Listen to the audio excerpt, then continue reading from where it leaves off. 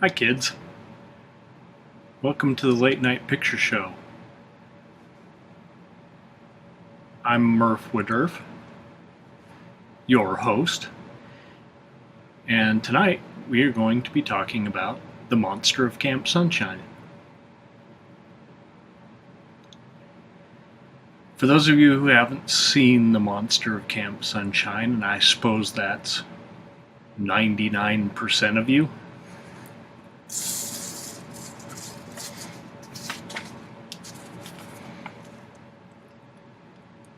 there's the poster. Looks pretty exciting, huh?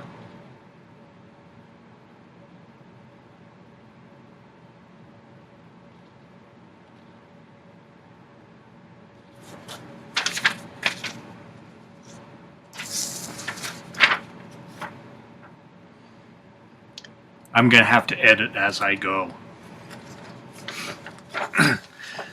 So we start off painfully slow, and I mean painfully slow, watching the dull lives of, I believe it was Martha and Mara, roommates in New York City. And, we just watch their everyday lives for what seems like half the movie. So, Martha's a nurse, and Mara is a fashion model. Well, this portion of the movie is told through, I believe it's Mara, yes, Mara's monotone narration, which makes it all the more dull, just watching them, drink coffee, get ready for work.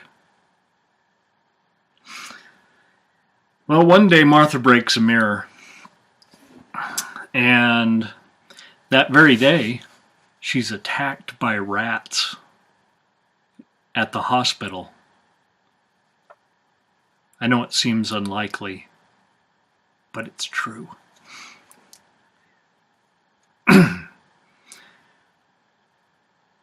Well, Martha and Mara figure, what better way to get over a traumatic incident than to have a little fun in the sun?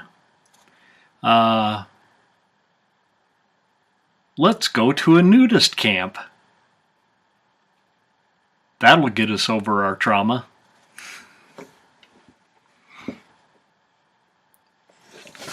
Now you may have noticed that I myself am not wearing any clothes.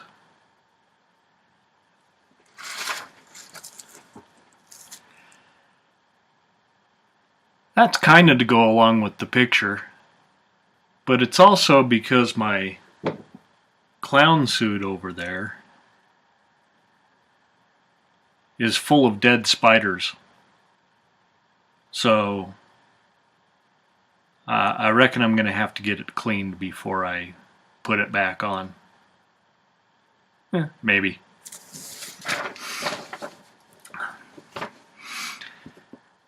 So after watching Martha and Mara dress and undress in the opening of the movie, we finally get to see them naked.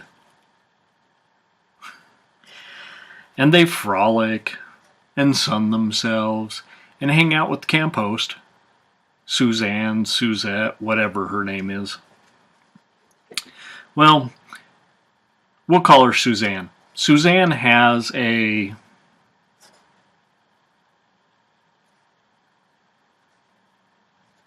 retardé brother.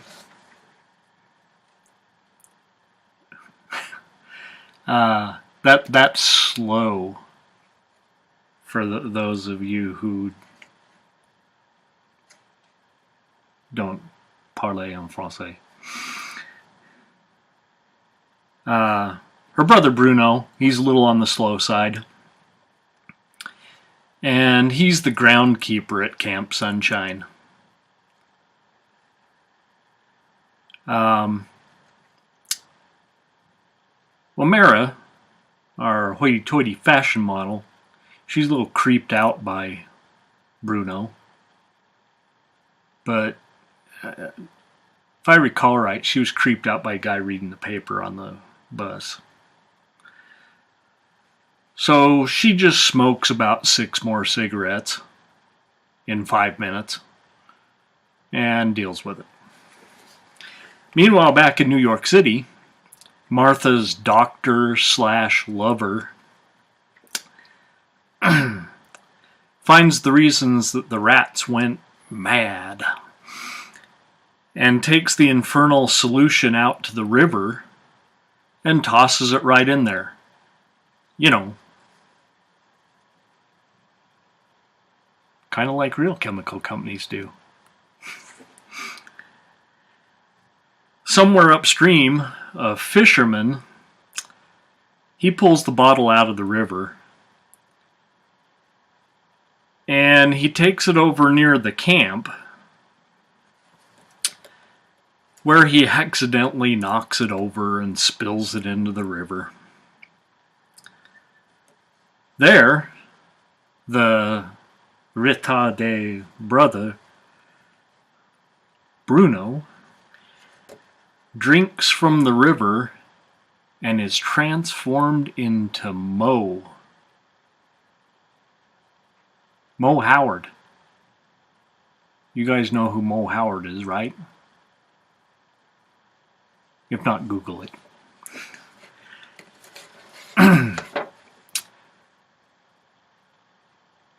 Well,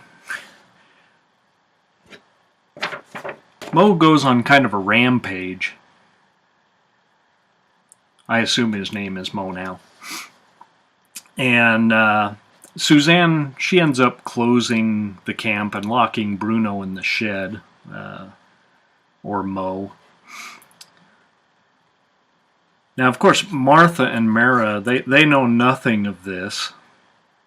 They've since returned to the city, and they know nothing about Bruno being transformed into Mo.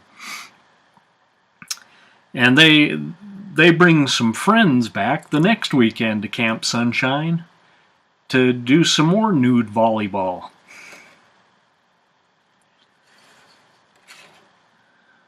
Unfortunately, Bruno escapes, picks up an axe. I think you know where I'm going with this.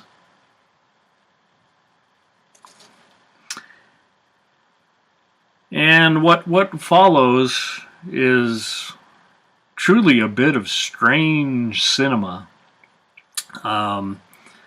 Flashes of nude girls and clips from old war movies. A doctor in a white lab coat chasing Mo. Frankly, it turns into a French movie.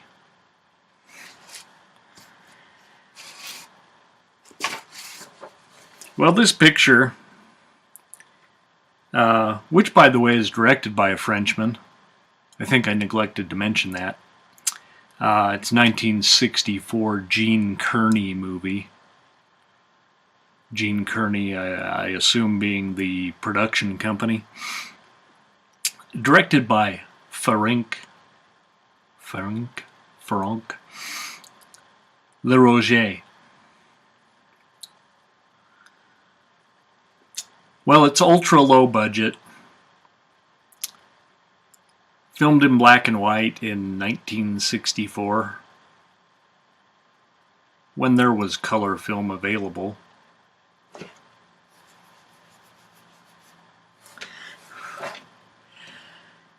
But it employs clever use of music and some old-fashioned dialogue frames, like you would see in a silent picture.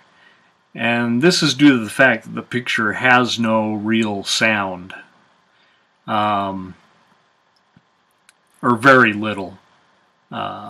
Microphones are employed very little, and the sound quality is in the toilet. So to help tell the story, we get the monotone narration. much like you're getting now. And dialogue frames. There are comedic elements. This movie's actually listed as a comedy rather than a horror film. And so, you know, some of the comedic elements are intentional. I wouldn't say all. Overall, it's a very entertaining movie. It takes a while to get going.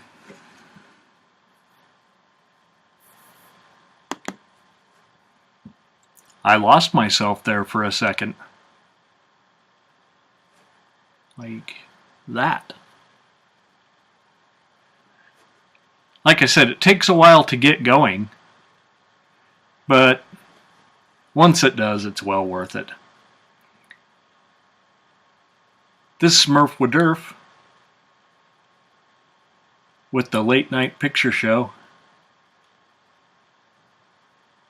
And this was The Monster of Camp Sunshine, 1964, Gene Kearney. You could have just put Gene Kearney Pictures or something. I mean, really. Here's our monkey friend.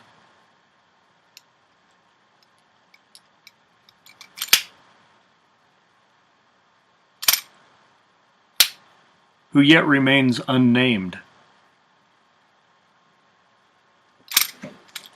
Maybe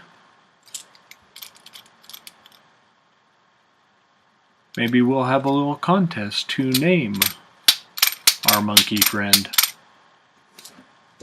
But for now, let's see what we're going to do next time. Well, one shot right out of there. But that's cheating.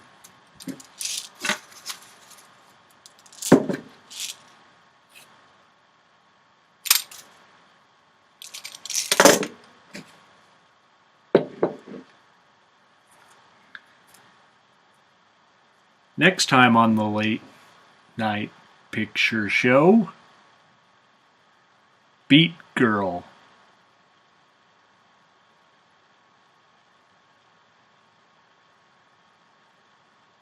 Maybe I'll get to dress like a beatnik. I don't know if there was really beatniks in Beat Girl, or if it was just another juvenile delinquent movie. Either way.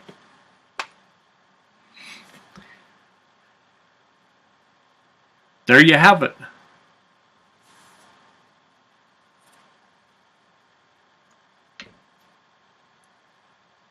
See you next week, kids.